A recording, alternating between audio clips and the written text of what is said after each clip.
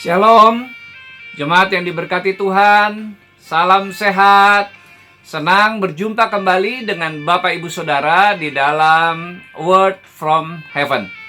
Suatu hari Tuhan Yesus berkata kepada murid-muridnya di hadapan seorang pemuda yang kaya raya.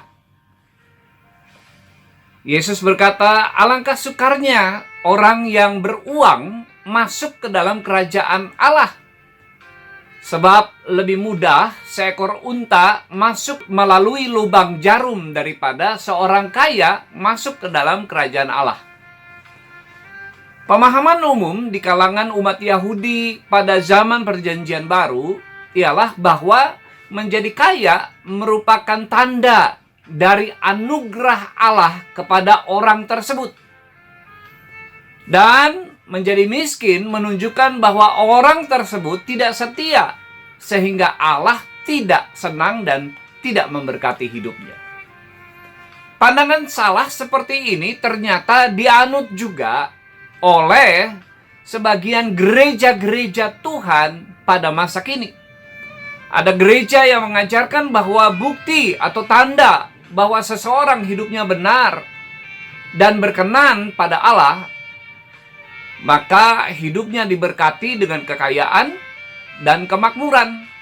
Memiliki rumah mewah, mobil mewah, perhiasan mahal, dan segala sesuatu yang menunjukkan akan kekayaannya. Jemaat yang salah menerima pengajaran ini mulai menunjukkan perubahan pada penampilan. Mereka berlomba-lomba berpenampilan mewah, berpenampilan seperti orang kaya, seolah-olah ingin menunjukkan bahwa hidupnya diberkati Tuhan. Bahkan dengan cara-cara yang tidak benar sekalipun, bisnisnya curang, menipu, pinjam uang tidak bayar, demi mengejar penampilan mewah. Hal ini terjadi karena pengajaran yang tidak seimbang. Memang Tuhan senang dan pasti akan memberkati anak-anaknya. Tetapi ada waktu dan cara Tuhan yang tepat. Bukan dengan memaksakan diri berpenampilan mewah seperti orang kaya. Padahal itu hasil dari berhutang. Atau itu hasil dari cara-cara yang haram.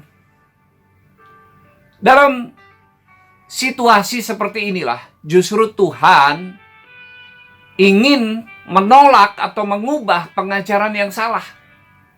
Yesus mengajarkan agar orang percaya berhati-hati dengan jerat kekayaan duniawi.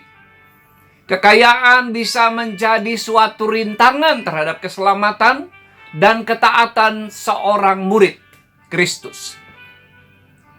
Yesus berkata, alangkah sukarnya orang yang beruang atau orang yang kaya raya masuk ke dalam kerajaan Allah. Sebab kekayaan memberi rasa aman yang palsu dan menipu terhadap orang yang bergantung kepadanya. Itu sebabnya seringkali orang kaya hidup seakan-akan mereka tidak memerlukan Allah. Dengan mengejar kekayaan, kehidupan rohani mereka tercekik dan kering. Mereka dibawa ke dalam pencobaan dan keinginan-keinginan yang mencelakakan. Akibatnya, lama-kelamaan, mereka meninggalkan imannya yang menyelamatkan dia. Inilah alasannya mengapa Tuhan Yesus memerintahkan pemuda itu untuk menjual semua kekayaannya.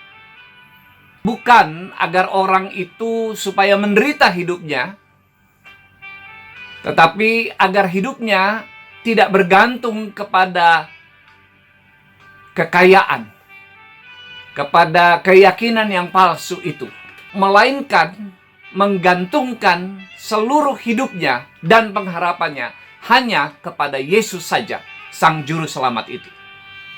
Berjaga-jagalah agar tidak jatuh dalam tipu daya kekayaan dan kesenangan duniawi.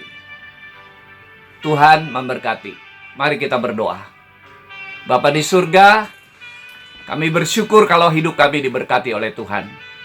Kami mengucap syukur dengan segala keberadaan kami hari ini. Ajar kami untuk tetap menggantungkan pengharapan kami hanya kepada Tuhan Sang Juru Selamat. Bukan kepada hal-hal duniawi yang ada di sekeliling kami. Dalam nama Tuhan Yesus kami berdoa. Amin. Sampai jumpa kembali.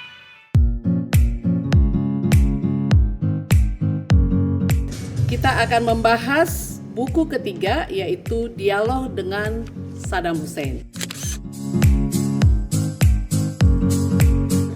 Baik Alkitab maupun Al-Quran sama-sama mengatakan Yesus itu masih hidup sampai sekarang. Ini sangat menarik. Bapak ini tanpa tedeng aling-aling menyatakan iman Bapak sekarang kepada Tuhan Yesus. Lalu akibatnya Bapak dibenci banyak orang, bahkan Bapak dijebloskan dalam penjara.